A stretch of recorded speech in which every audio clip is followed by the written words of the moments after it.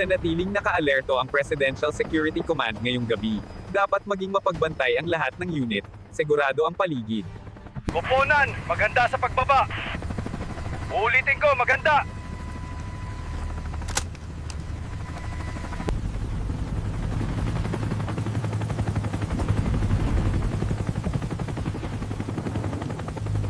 Ang mga sundalo ay handang magsakripisyo para sa misyon. Ito ang simula ng operasyon sa Caracas. Pasok! Pasok! Clear! May kalaban sa kaliwa!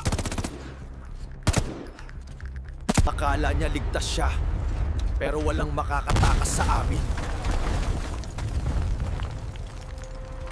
Sakay na! Bilisan nyo! Kailangan nating makaalis dito! Malalim ang gabi at natapos na ang paghahanap. Makakapahinga na ang lungsod.